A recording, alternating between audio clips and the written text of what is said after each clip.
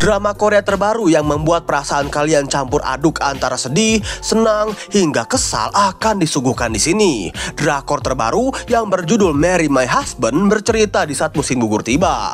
Seorang wanita yang tengah menjalani kemoterapi di rumah sakit bernama Kang Ji-won. Ia ditemani oleh sahabatnya dari SMA sekaligus rekan kerjanya yang sangat setia menemaninya bernama Jung So-min. Kang Ji-won menceritakan permasalahan dirinya yang terjadi ketika sudah menikah. Sang suami ketahuan selingkuh saat mengetahui dirinya terkena kanker. Jung So-min meminta Kang Ji-won untuk selalu berpikir positif. Dan tak lama suster memanggil Kang Ji-won untuk membawanya ke ruang transfusi. Saat transfusi berlangsung, dirinya membayangkan sisa umurnya yang tinggal 6 bulan lagi. Jika sampai 12 bulan, berarti ya diberikan keajaiban. Kang Ji-won mengingat saat dirinya tengah mengadakan pesta pernikahan. Sang suami yang bernama Park Min-hwan dan ibu mertuanya memujinya karena kecantikan Kang Ji-won ketika menggunakan gaun putih pengantin. Ibu mertuanya tampak sangat menyayangi Kang Ji-won. Ditambah lagi orang tua Kang Ji-won yang sudah tiada membuat dirinya merasa diberikan kasih sayang penuh.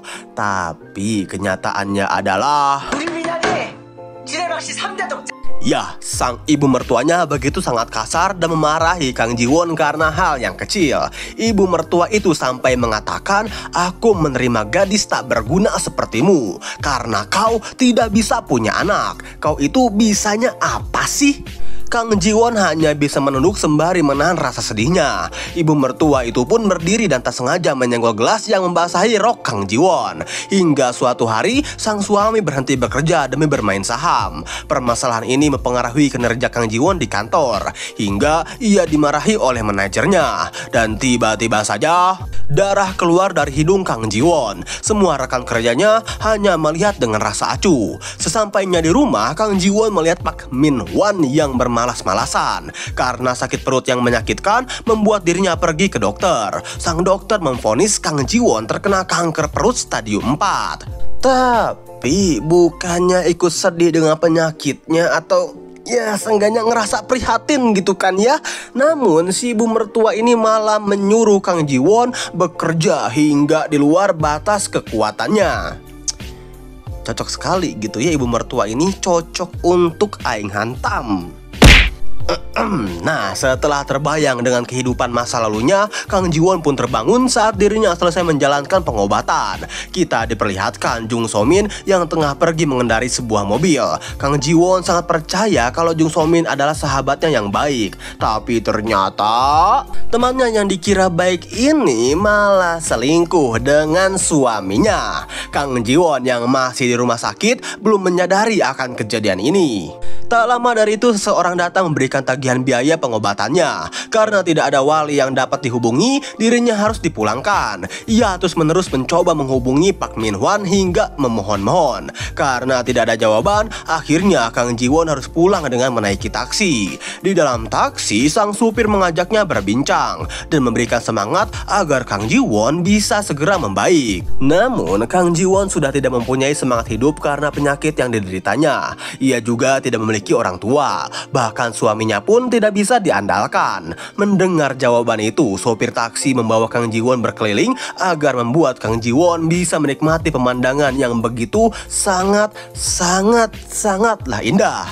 Setelah taksi sampai di rumah Kang Ji-won, sopir taksi itu menolak bayarannya dan memberikan nasihat kalau suatu hari nanti Kang Ji-won akan mendapatkan seorang pria yang rela berkorban apapun untuk dirinya dan hidup bahagia.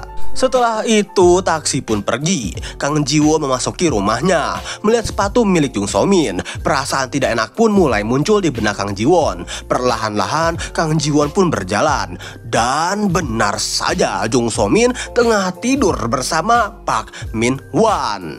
Ya, padahal kan kita semua tahu ya kalau misalkan Park Min-hwan itu adalah suaminya dari Kang Ji-won. Dan ini sahabat satu-satunya yang dipercaya oleh Kang Ji-won malah skidi papap dengan suaminya. Nah, di sini Kang Ji-won mendengarkan pembicaraan mereka yang merencanakan untuk mengambil asuransi milik Kang Ji-won karena tahu umurnya tidak akan lama lagi. Lalu Kang Ji-won juga mendengar perkataan Park Min-hwan yang mengatakan kalau dirinya sudah mencairkan salah satu asuransi milik Kang Ji-won untuk membelikan Jung So-min tas baru dan sisanya akan digunakan untuk membeli saham. Mendengar itu, Kang Ji-won pun langsung menobrak pintu kamar dan membuat mereka berdua kaget. Pak Min-hwan dan Jung So-min saling melindungi saat Kang Ji-won melemparkan barang-barang ke arah mereka. Hati Kang Ji-won tentunya sangat hancur dong ya.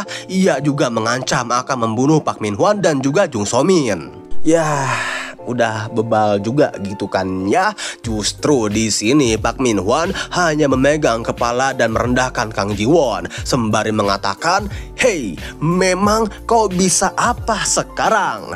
Pak Min-hwan dan Jung So-min akhirnya pergi meninggalkan Kang Ji-won. Kang Ji-won yang kesal melemparkan kaleng yang berisi kelereng ke punggung Pak Min-hwan. Pak Min-hwan yang hendak melakukan kekerasan ditahan oleh Jung So-min dan ia berjalan ke arah Kang Ji-won. Dengan lantang, Jung So-min menjelaskan rencana jahatnya. Kang Ji-won menarik tasnya dan mereka terlibat perkelahian hingga Pak Min-hwan menarik dan mendorong Kang Ji-won ke meja.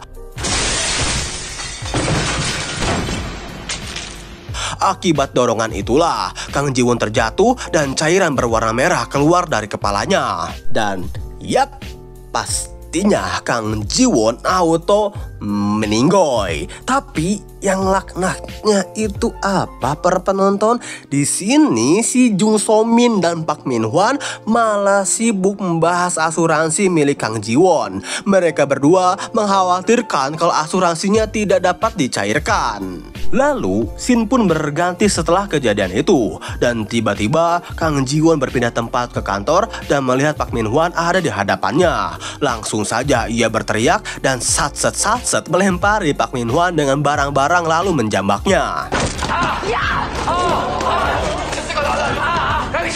Akibat hal itu membuat kegaduhan di kantor, hingga akhirnya ia pun tersadar oleh atasannya bernama Yu Ji-hyuk jika Kang Ji-won sudah membuat keributan di kantor. Ia pun kebingungan, lalu tak sengaja terjatuh. Untungnya tertangkap oleh atasannya dan Kang Ji-won pergi untuk bercermin. Dirinya yang kebingungan dan kaget lagi-lagi terjatuh dan menyenggol air panas. Dengan sigap, Yu Ji-hyuk menepis termos listrik dan membangunkan Kang Ji-won. Ia semakin kebingungan ketika Jung So-min ada di dalam mimpinya. Langsung saja ia berlari keluar gedung dan terus berlari dan terjatuh di tangga. Lagi diselamatkan oleh Yu Ji-hyuk dan menenangkan Kang Ji-won. Kang Ji-won kebingungan brutal dengan suasana di tempat itu, lalu mengapa ia kembali ke tahun 2013. Yu Ji-hyuk membawakan sepatu yang terlepas, lalu menanyakan tentang apa yang sedang terjadi olehnya. Tapi Kang Ji-won hanya terdiam. Singkat cerita, Kang Ji-won diantar pulang dan diberikan uang oleh Yu Ji-hyuk.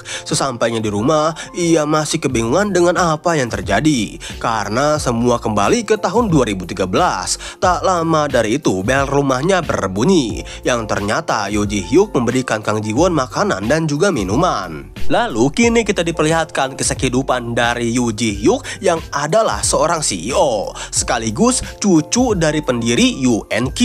Ternyata Kang Ji-won menyadari dirinya kembali ke masa lalu. Lalu ia menghitung uang pemberian dari Yu Ji-hyuk. Melihat gambar hati di uang itu, akhirnya Kang Ji-won lagi-lagi tersadar jika supir taksi saat itu adalah ayahnya sendiri. 아빠가 다 해준다. Kang Ji-won pun menangis terisak-isak. Pintu rumahnya yang terbuka membuat Pak Min-hwan tiba-tiba datang untuk mengajaknya makan bersama. Sesampainya di tempat makan, Pak Min-hwan mengatakan kalau Kang Ji-won telah hamil. Dengan santainya, Pak Min-hwan meminta Kang Ji-won untuk menghilangkan janinnya dan ia akan membayar setengah biaya aborsi. Kang Ji-won menjelaskan kalau dirinya tidak hamil, tapi terkena gastritis.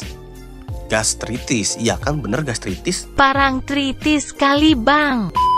Lalu ia meminta putus dan pergi. Seketika Pak Min-hwan mengejarnya dan mengamuk karena tidak terima diputuskan oleh Kang Ji-won. Merasa terancam, ia berteriak minta tolong. Langsung saja mereka pergi ke kantor polisi untuk melaporkan Pak Min-hwan ke polisi. Namun laporannya dianggap remeh. Akhirnya Kang Ji-won hanya minta diantar pulang oleh Pak Polisi. Sesampainya di rumah, Kang Ji-won menghitung semua biaya pengeluarannya. Karena ternyata semua uangnya selama ini sudah dipakai oleh Pak Min-hwan. Tak lama dari itu, Pak Min-hwan mengirimkannya pesan perminta maaf dan menjelaskan kalau keuntungan saham Pak Min-hwan sudah dipindahkan ke rekening milik Kang Ji-won. Akhirnya Kang Ji-won pergi ke dokter untuk mengobati dirinya dan ternyata benar saja terkena gastritis. Sepulang dari dokter, ia pergi ke toko buku. Tak sengaja bertemu dengan Yoo Ji-hyuk yang menciduk Kang Ji-won tengah membeli buku persiapan pensiun. Ia mengalihkan pembicaraan dan singkat cerita keduanya pergi makan bersama. Kang Ji-won salting karena terpesona melihat ketampanan Yoo Ji-hyuk. Yoo Ji-hyuk kini punya luka bakar akibat membantunya kemarin dari air panas. Hingga Kang Ji-won menyadari jika letak luka bakarnya sama persis dengan tanda luka bakar yang ia miliki. Selesai makan bersama, saat malam harinya Kang Ji-won di rumah tengah merancang rencana pekerjaannya. Tak sengaja mengingat kebaikan Yoo Ji-hyuk membuatnya senang karena Yoo Ji-hyuk selalu terlihat cemberut. Keesokan harinya di kantor, Kang Ji-won sengaja mengabaikan Pak Min-hwan. Melihat Pak Min-hwan tengah mengantri lift, ia pun berputar arah dan memilih menggunakan tangga. Sesampainya di ruangan, Pak Kim menyuruh semua pegawainya mulai bekerja. Pak Min-hwan yang memanggilnya pun dihiraukan. Kini Kang Ji-won resmi ikut bermain saham. Dirinya kaget saat Jang So-min memanggilnya. Bukannya bekerja, Jang So-min malah mengajak Kang Ji-won untuk ngobrol. Aduh, gimana ini coba kan? Tapi ya di luar itu semua gitu kan, Kang Ji-won menceritakan kalau dirinya melihat wanita yang terkena kanker stadium akhir.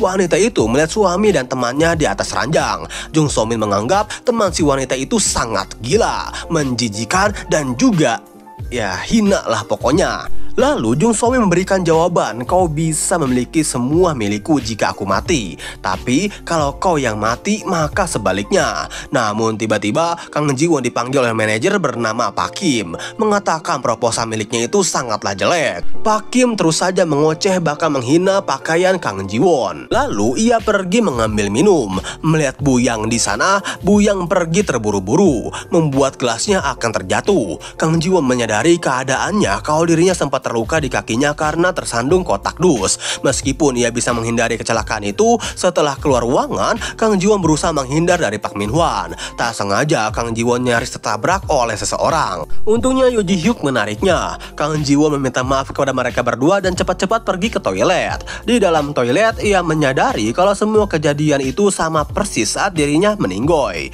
Keluar dari toilet, lagi-lagi Pak Min-hwan mengejarnya. Kang Ji-won lari hingga tertabrak lagi dan lagi. Sekembalinya di ruangan kerja, Pak Min-hwan mengirimkan pesan gambar tentang saham Rojental karena Kang Ji-won telah mengabaikan dirinya. Kang Ji-won menyadari kalau Pak Min-hwan sudah salah mengambil langkahnya. Tiba-tiba Yoo Ji-hyuk datang, mengajak semua pekerjanya untuk rapat. Kang Ji-won menyadari kalau Yoo Ji-hyuk mempunyai luka di titik yang sama. Saat akan berjalan rapat, Kang Ji-won menyuruh Jung So-min untuk membuang suatu sampah.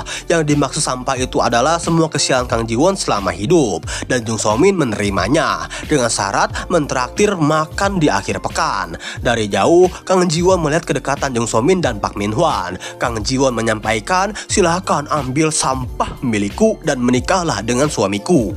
Berlanjut dari Kang Ji-won yang sedang membeli kopi. Pelayan memanggil nomor antrian, tetapi ia melamun hingga dirinya tersadar melihat seorang berbaju merah yang mengambil kopi milik orang lain.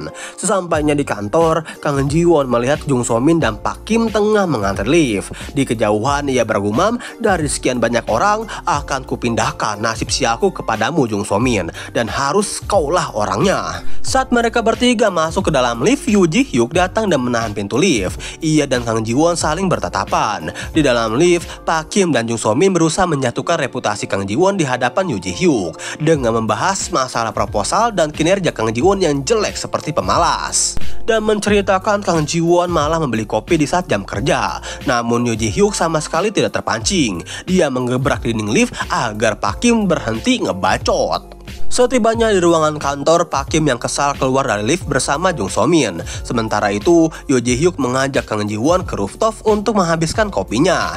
Dia tidak ingin Kang Ji-won merasa canggung karena minum kopi sendirian di ruangan kerja. Kang Ji-won lalu menunjukkan uang bergambar hati, menceritakan bahwa uang itu pemberian ayahnya. Kang Ji-won akan berusaha semaksimal mungkin untuk bekerja di kantor. Yoo Ji-hyuk terdiam dan mengetahui sesuatu. Kali ini Yoo Ji-hyuk tersenyum. CEO muda itu jarang sekali terlihat senyum, dan sekalinya tersenyum membuat Kang Ji-won auto terbaper-baper. Lalu Yoo Ji-hyuk bertanya apakah Kang Ji-won memiliki rencana di akhir pekan. Kang Ji-won pun menjawab, tidak. Belum sempat Yoo Ji-hyuk menjawab, tiba-tiba Jang So-min datang dan berkata bahwa mereka sudah memiliki rencana karena mereka akan pergi ke restoran di Gosuljung. Mendengar tempat Gosuljung, Yoo Ji-hyuk seperti mengetahui sesuatu yang mencurigakan. Yoo Ji-hyuk meninggalkan mereka berdua lalu pergi ke ruangan kerjanya. Dengan PC-nya, ia membaca profil Kang Ji-won dan menelpon restoran Gosuljung untuk mereservasi tempat untuk reuni SMA tehnya.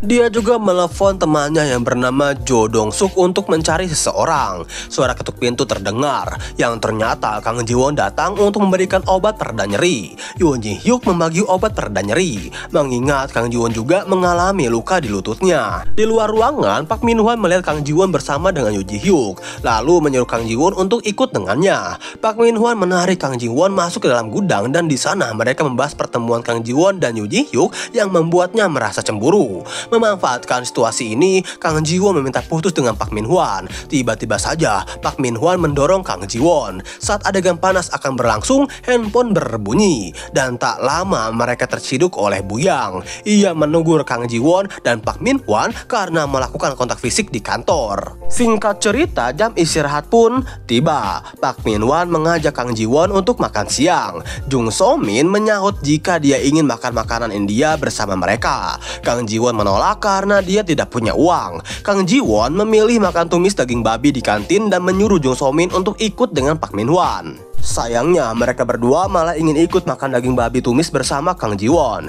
Sesampainya di kantin, Jung So-min mengambil banyak sekali nasi dan tumis daging babi yang membawa ingatan Kang Ji-won saat kejadian di mana Jung So-min dengan sengaja menumpahkan makanan itu ke badannya.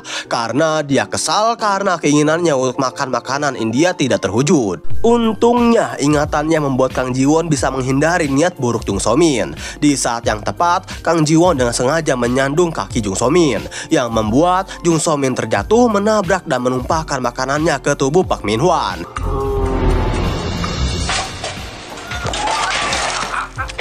Kang Ji-won berpura-pura minta maaf karena Jung So-min tersandung olehnya. Park Min-hwan meminta dibawa serbet lalu Kang Ji-won pergi untuk mengambilkannya. Di dalam hatinya bergumam, aku tidak akan diam saja.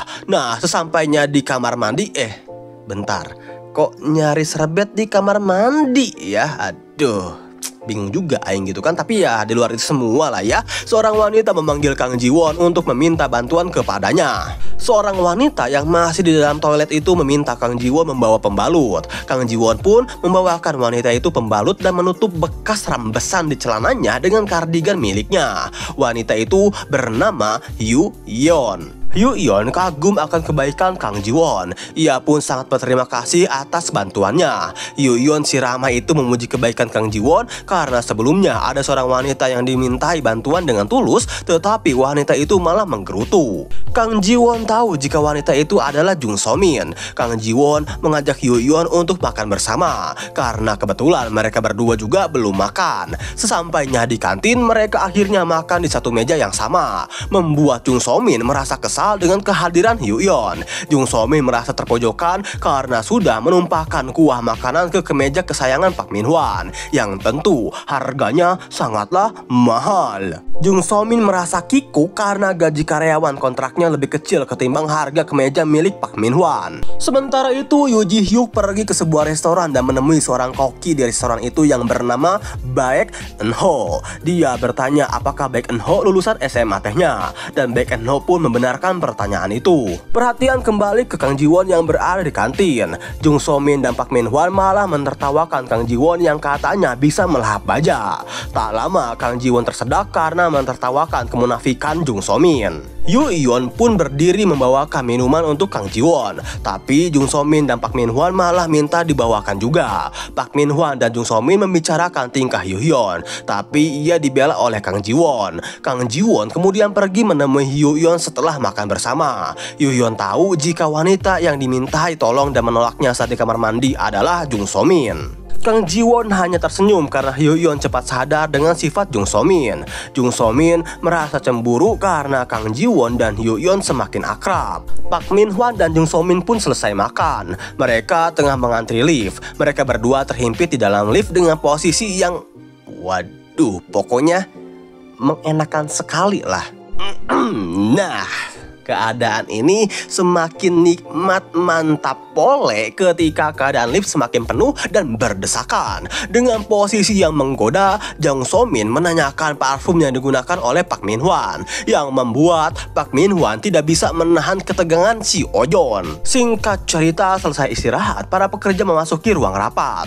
Ketika rapat, Pak Kim marah-marah karena proposal tidak memuaskan. Masalah semakin membesar dibuat Pak Kim agar dirinya terlihat kompeten di hadapan bawahannya. Namun saat Jung So-min mengajukan saran agar proposal itu di-staples dengan posisi miring, Pak Kim langsung menyetujui proposal tersebut. Lalu meminta Buyang mencetak ulang seluruh proposal dan menyesuaikan posisi staples seperti saran Jung So-min.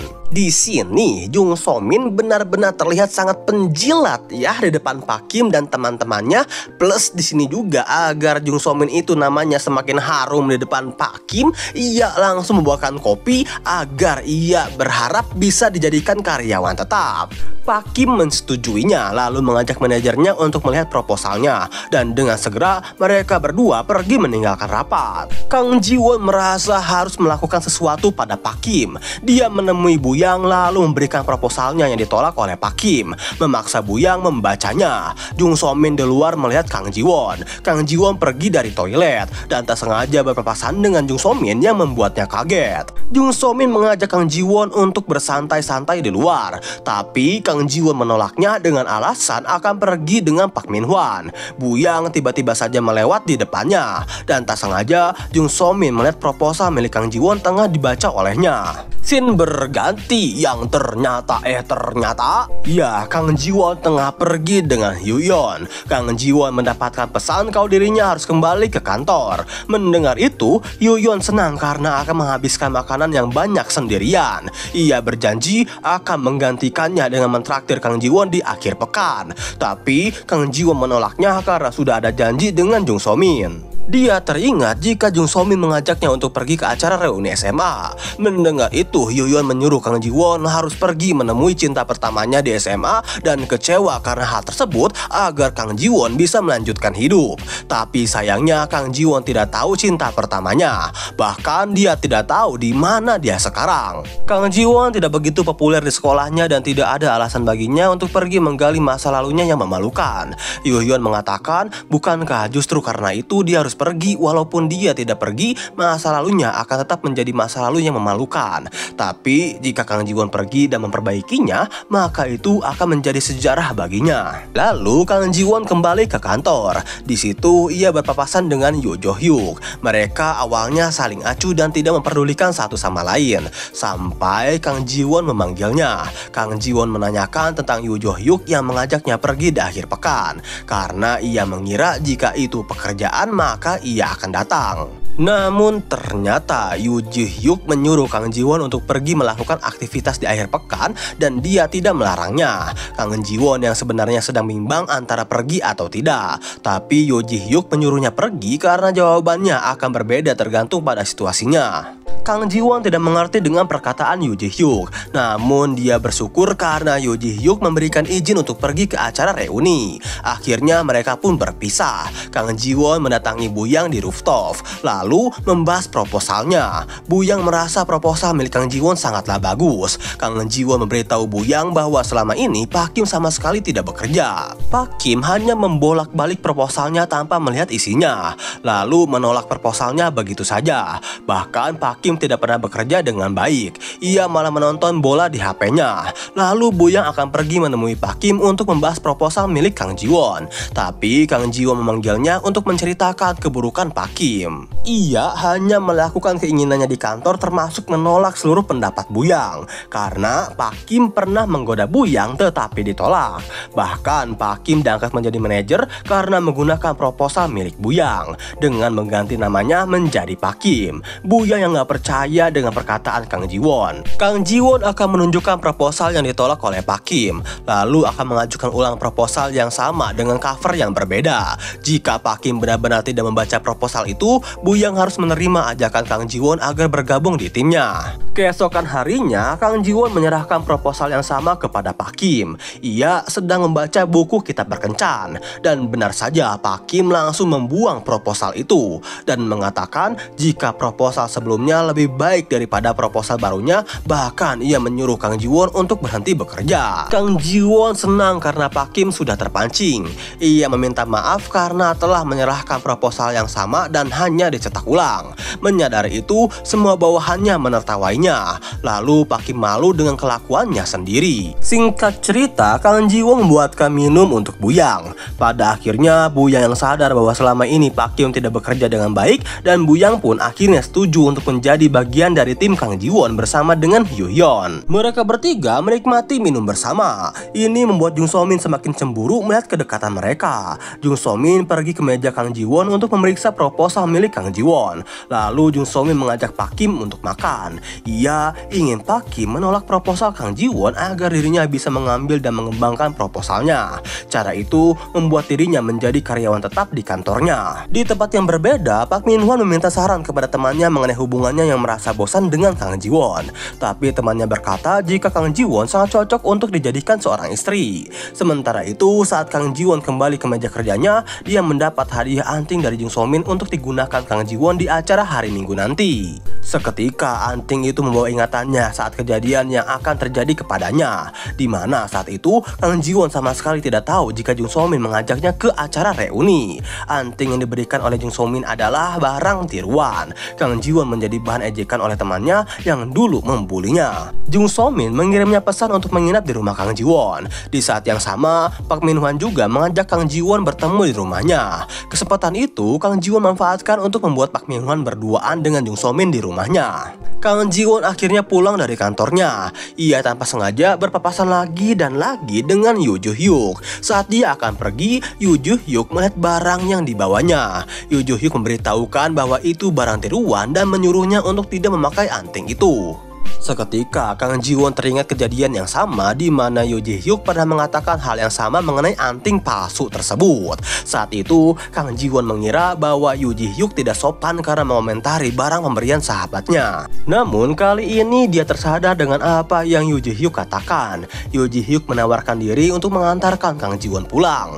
Namun Kang Ji-won menolaknya karena ada janji dengan pacarnya. Saat Kang Ji-won pergi, Yoo Ji-hyuk memperhatikan Kang Ji-won. Lalu Kang Ji-won pergi ke minimarket untuk membeli bir yang diberikan agar Pak Min-hwan mabuk. Kang Ji-won berharap Pak Min-hwan akan meniduri Jung So-min. Namun sialnya Pak Min-hwan tiba lebih dulu sebelum Kang Ji-won menyiapkan bir. Dan sialnya lagi, Jung So-min memberitahu bahwa dia tidak jadi menginap di rumahnya. Akibatnya Kang Ji-won tidak bisa menghindari Pak Min-hwan yang sudah siap menyantapnya. Tiba-tiba bel rumahnya berbunyi. Langsung saja Kang Ji-won pergi membukanya. Ternyata penjual ayam bernama Cho Dong-suk datang.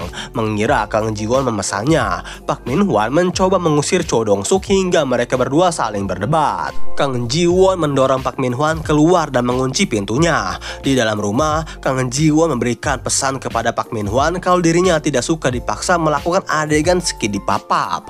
Pak Min-hwan akhirnya pergi dan Kang Ji-won melemparkan sepatu kepadanya. Sesampainya Pak Min-hwan di luar, ia tengah diawasi oleh Yoo Ji-hyuk dan menyuruh Dong-suk yang menjadi mata-mata. Di sisi lain, Bak Eun-ho tengah memasak di dapurnya bersama sang owner. Ia sudah meminta izin kalau akhir pekan tidak masuk karena ada acara reuni SMA. Sang owner terus menggodanya karena mengetahui kalau cinta pertama Bak Eun-ho adalah Kang Ji-won. Tapi cinta itu bertepuk sebelah tangan alias ditolak. Sementara itu, Kang Ji-won di kamarnya tengah mempersiapkan pakaian untuk pergi reuni. Karena Kang Ji-won tidak bisa tampil cantik, padahal mah menurut aing udah cantik banget gitu kan. Kang Ji-won membawa ingatan masa lalunya saat sedang, maksud aing itu saat datang ke acara reuni.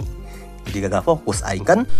Nah, semua sudah berkumpul di restoran dan Jung So Min disambut dengan hangat di sana. Semua mengajak minum bersama. Ia senang karena disanjung oleh teman-temannya. Jung So Min dan teman-temannya membuat rencana palsu untuk Kang Ji Won. Keributan terjadi karena Jung So Min tak sengaja membocorkan rahasia dirinya. Untung saja Kang Ji Won menelponnya. Semua teman yang berada di restoran tertuju kepada Kang Ji Won karena penampilannya. Setelah kejadian itu, ia berpikir untuk berdandan agar lebih cantik. Keesokan harinya saat berjalan-jalan, ia melihat anting yang sama persis tapi kualitas palsu yang diberikan oleh Jung So Min. Kini Kang Ji Won semakin menyadari alasan Yoo Ji Hyuk melarang menggunakan anting dari Jung So Min. Yoo Hyun yang tiba-tiba muncul dan mengagetkan Kang Ji Won yang sedang melamun.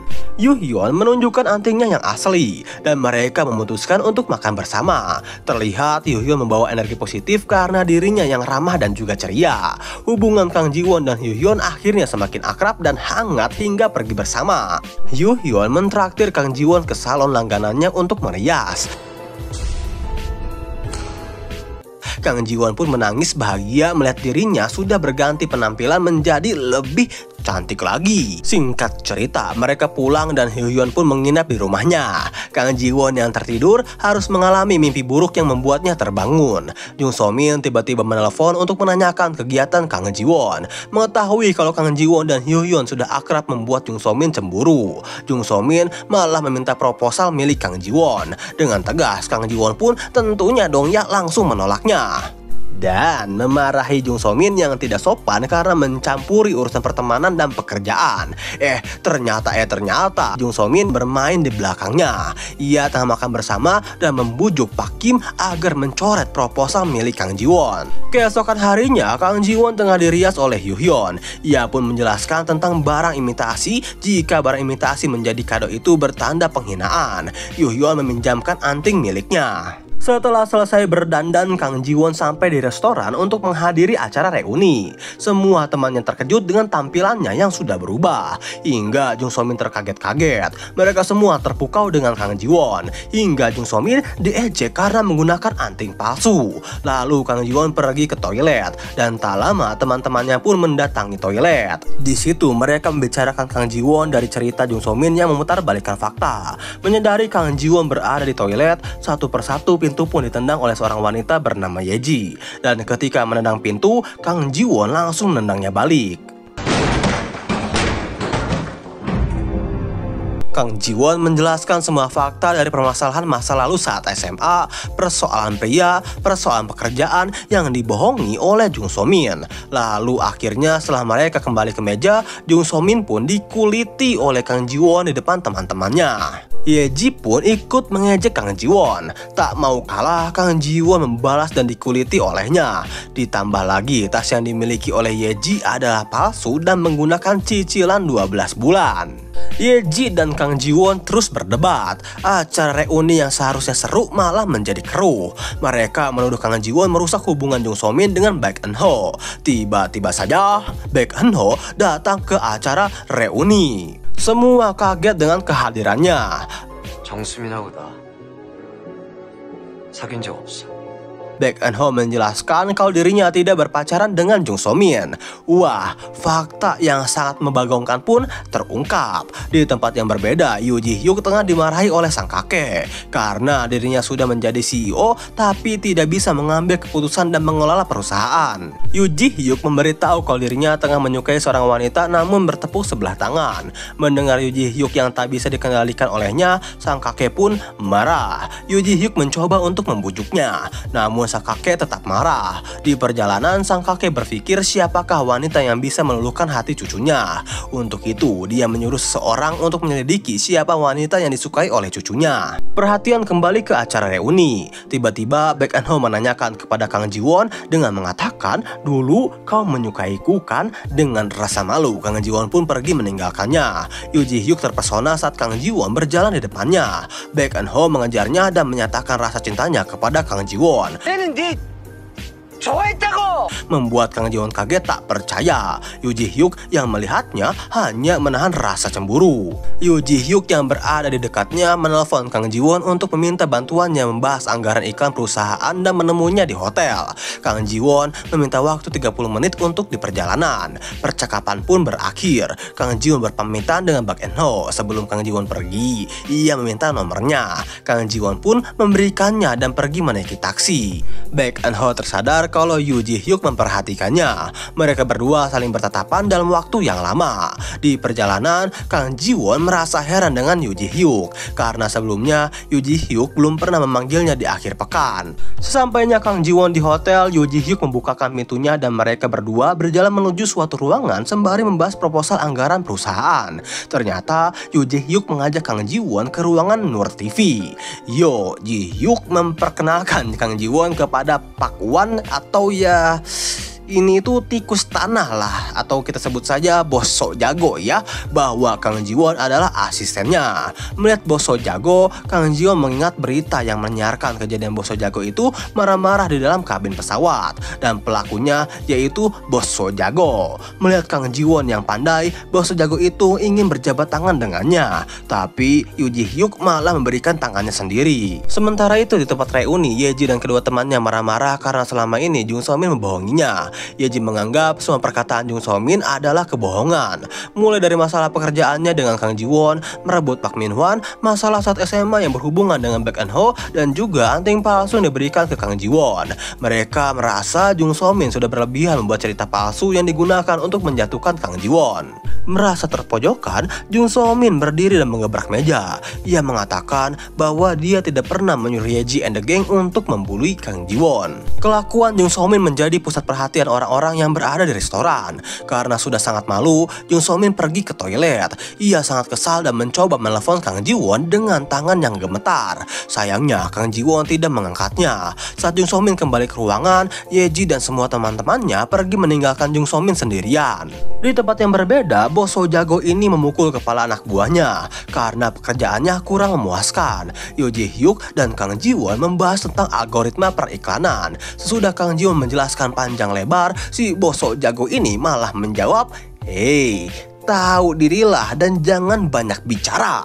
Mendengar jawaban itu, Yoo Ji-hyuk membelanya dan mengatakan namanya bukan Ji-won, bukan Hei. Bahkan Yoo Ji-hyuk memuji Kang Ji-won, membuat Bos Sok Jago dan anak buahnya terkejut. Karena Yoo Ji-hyuk adalah seorang bos yang cuek, dingin seperti kulkas 10 pintu, tapi dapat diluluhkan oleh Kang Ji-won. Selesai dari pertemuan dengan Bos Sok Jago, Kang Ji-won berterima kasih karena Yoo Ji-hyuk sudah membelanya di hadapan Bos Sok Jago. Yoo Ji-hyuk mengajak Kang Ji-won untuk makan bersama sebagai imbalan tambahan bekerja di hari libur. Di dalam mobil, Kang Ji-won merasa gugup dan terus-menerus melihat Yoo Ji-hyuk. Saat Kang Ji-won memulai pembicaraan kepada Yoo Ji-hyuk, ia bercerita kalau sebelumnya ada orang jahat kepadanya, tapi mereka tidak menyesal sama sekali. Namun kini dia sadar bahwa dia tidak perlu lagi bersikap baik kepada orang yang jahat kepadanya.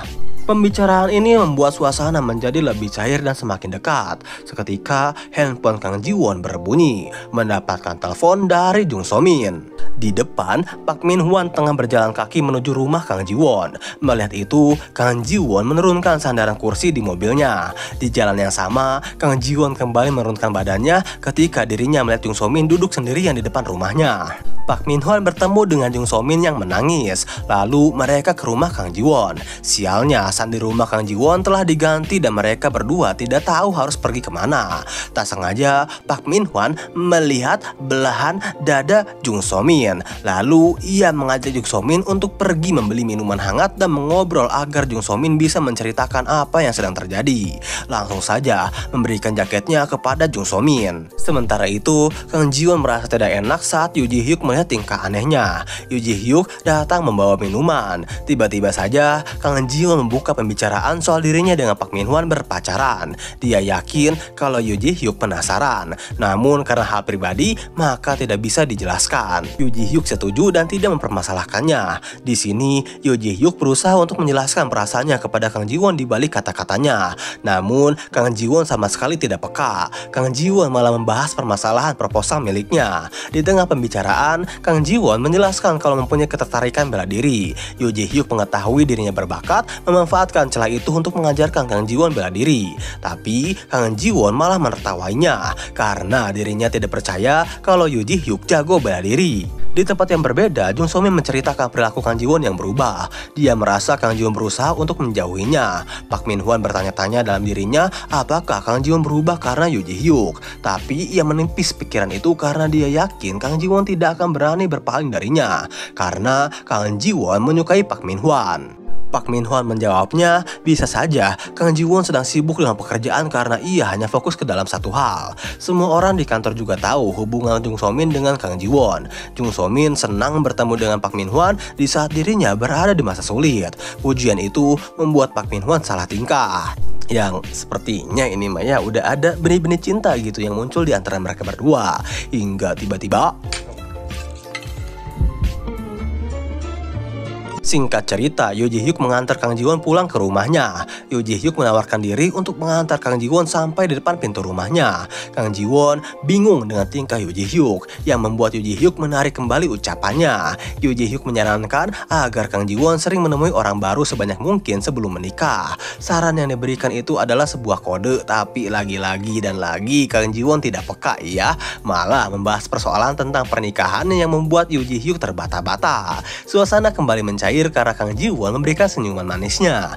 Dia mengatakan merasa senang ketika melihat Yoo Ji-hyuk tersenyum. Sesampainya Kang Ji-won di dalam rumah, ia melihat proposal desain interior yang dibuat oleh Yoo Hyun. Gambar-gambar imut itu membuat Kang Ji-won tersenyum. Yoo Hyun juga meninggalkan catatan agar Kang Ji-won pindah rumah. Kang Ji-won menganggap kalau itu adalah ide yang bagus. Tak lama handphone Kang Ji-won berbunyi, yang ternyata dia ditelepon oleh Jung So-min. Lalu ia menolak panggilannya. Jung So-min mengirimnya pesan bahwa dirinya menyesal sudah berbohong di acara reuni. Kang Ji-won membalas pesannya agar Jung So-min tidak membicarakan itu di SMS, tapi bertemu secara langsung. Park Min-hwan juga menelponnya, tapi ternyata Jung So-min yang menjawabnya. Lagi-lagi Kang Ji-won menutup teleponnya dan membalas pesan Park Min-hwan untuk menjaga Jung So-min. Kang Ji-won kembali teringat saat Park Min-hwan berselingkuh dengan Jung So-min lalu berharap mereka cepat menikah. HP-nya kembali bergetar. Kang Ji-won sambil tersenyum mengangkat telepon dari Bak Eun-ho. Kang Ji-won merasa aneh saat berbicara dengannya. Dia teringat saat Bak Eun-ho tidak ingin berbicara lagi dengannya. Teringat saat masa SMA, Bak Eun-ho berpapasan dengan Kang Ji-won dan Jung So-min yang meminta agar Kang Ji-won tidak berbicara lagi dengannya. Kang Ji-won yang tidak tahu apa-apa terlihat bingung saat itu. Bak Eun-ho menjelaskan jika dia melakukan hal itu karena dia menerima surat penolakan dari Kang Ji-won dan surat itu masih dia simpan. Mendengar itu, Kang Ji-won memintanya untuk bertemu secara langsung untuk membawa surat yang ia berikan. Keesokan harinya, Jung So-min menunggu-nunggu kehadiran Kang Ji-won. Setibanya ia di kantor, semua rekan kerja terpesona dan tertuju dengan penampilan Kang Ji-won. Park Min-hwan ikut terpukau dengan penampilannya. Dengan tingkah gemasnya, Park Min-hwan berusaha memeluk dan menyentuh, tapi Kang Ji-won menghindar. Yoo Ji-hyuk yang baru datang ikut terpukau. Saking terlalu fokus melihat momen itu, ia tidak menyadari apa yang ada di depannya dan menabrak benda-benda. Yoo Ji-hyuk mengatakan baju yang Kang Ji-won gunakan tidak cocok digunakan di kantor. Yoo Hyun membelanya kalau pakaian yang Kang Ji-won sangat cocok dan kenapa Yoo Ji-hyuk mengkritiknya. Lalu Yoo Ji-hyuk beralasan karena dia belum pernah melihat Kang Ji-won tanpa kacamata. Kang Ji-won memberitahu kalau kemarin mereka berdua baru saja bertemu. Yoo Ji-hyuk mengatakan kalau kemarin adalah akhir pekan dan sekarang hari kerja. Kang Ji-won menyadari Yoo Ji-hyuk menggunakan lensa mata, membuat orang-orang di kantor memujinya termasuk Jung So-min. Belum selesai dengan pujiannya, Yoo Ji-hyuk meminta Jung So-min diam karena Yoo Ji-hyuk akan pergi ke ruangannya. Park Min-hwan bertanya-tanya soal pertemuan Kang Ji-won dan Yoo Ji-hyuk. Namun, Kang Ji-won menyuruh untuk kembali ke mejanya. Saat jam istirahat, Park Min-hwan diberikan tepuk tangan dari rekan kerjanya karena pacarnya terlihat cantik. Mereka menyuruh Park Min-hwan untuk berhati-hati karena kini Kang Ji-won menjadi pusat perhatian. Park Min-hwan yang tersadar mengajak Kang Ji-won untuk menanyakan bagaimana Kang Ji-won bertemu dengan Yoo Ji-hyuk kemarin. Menyadari Yoo Ji-hyuk menyukai Kang Ji-won, Park Min-hwan meminta untuk menjaga jarak dengan Yoo Ji-hyuk. Park Min-hwan memanfaatkan situasi yang sepi untuk modus saat dirinya mulai mendekat. Kang Ji-won menumpahkan minuman ke celana Park Min-hwan sembari acting histeris. Saat kembali tak sengaja Kang Ji-won berpapasan dengan Jung So-min. Dengan terpaksa, Kang Ji-won mendengarkan alasan-alasan munafik dari Jung So-min. Kang Ji-won juga memberitahu akan menemui Baek Eun-ho untuk menyelesaikan semua masalahnya saat SMA. Jung So-min bertanya apakah Park Min-hwan tidak marah saat Kang Ji-won bertemu dengan pria lain. Kang Ji-won mengatakan bahwa Park Min-hwan tidak seperti itu. Dia bebas bertemu dengan siapa saja, yang penting Kang Ji-won merasa tenang. Saat jam pulang kantor tiba, Jung So-min so asik mengajak Kang Ji-won untuk pulang bersama. Tapi ia hanya memberikan senyuman saja. Mereka semua sudah masuk lift. Sayangnya Yoo Ji-hyuk tidak bisa masuk karena sudah terlalu banyak orang di dalam. Melihat Kang Ji-won berada di dalam lift, Yoo Ji-hyuk memaksa untuk ikut masuk. Bu Yang juga memuji penampilan Kang Ji-won. Sampainya di lantai bawah, Yoo Ji-hyuk memanggil Kang Ji-won untuk menanyakan pakaian yang digunakan oleh Kang Ji-won. Dia bertanya-tanya kenapa dan tujuan Kang Ji-won itu berubah hanya ingin menunjukkan kepada seseorang. Kang Ji-won menjawab kalau dia pertama kali berdandan dan itu menyenangkan. Kang Ji-won saat itu sedang menunggu bis. Dia teringat Yoo Ji-hyuk yang membuatnya tersenyum. Tiba-tiba saja ia mendengar suara teriakan gembira. Ternyata dari Hyo-hyun yang baru saja membeli tas edisi terbatas. Kang Ji-won terkejut ketika melihat orang yang bersamanya adalah Yoo Ji-hyuk. Sesampainya di rumah, Kang Ji-won teringat bahwa di masa depan Hyo-hyun dimutasi karena skandal dengan Yoo Ji-hyuk. Dia berpikir mengenai kebenaran skandal tersebut. Ia ingin bertemu dan menyelamatkan Yoo-hyun karena Yoo-hyun adalah temannya. Sementara di sisi lain, Yoo-hyun bertemu dengan kakeknya, yang ternyata Yoo-hyun dan Yoo Ji-hyuk adalah adik kakak. Kakeknya menanyakan wanita yang sedang didekati oleh Yoo Ji-hyuk kepada Mr. Lee, yaitu tangan kanannya. Selesai mengunjungi sang kakek, Yoo Ji-hyuk tengah bertanding bela diri dengan Choi Dong-suk untuk memilih bela diri yang cocok diajarkan kepada Kang Ji-won. Yang ternyata judo adalah bela diri yang sangat cocok untuk Kang Ji-won. Saat dirinya selesai mandi, terlihat tato hati yang sama persis dengan tanda hati di uang milik Kang Ji-won yang berada di dada kanan Yoo Ji-hyuk. Lalu Yoo Ji-hyuk berpikir keras untuk memberitahu Kang Ji-won kalau Park Min-hwan selingkuh dengan Jung So-min. Kita diperlihatkan di saat 13 April tahun 2023, di mana Yoo Ji-hyuk sangat sedih menghadiri penghormatan kematian Kang Ji-won. Kebetulan Park Min-hwan berada di tempat yang sama. Tak lama polisi datang menangkapnya atas pembunuhan Kang Ji-won. Jung So-min pun ikut ditangkap dengan kasus yang sama. Park Min-hwan yang mencoba melarikan diri akhirnya tertangkap.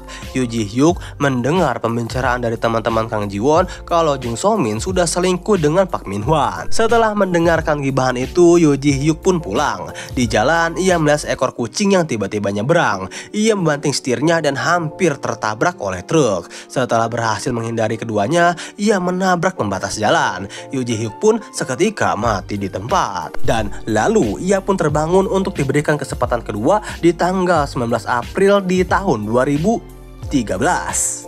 Dan ya, terbangunnya Lee Ji-hyuk di masa lalu pun sekaligus menutup alur cerita dari film Marry My Husband. Dan ya, sebagai penutupan lah ya, si itu bertampan dan berkarismatik tinggi ini akan sedikit memberikan pesan-pesan lah untuk kalian, yaitu jangan lupa bernapas, tetap menyerah, dan selalu perkuat rasa keiri hatian kalian. See you di next video, bye bye.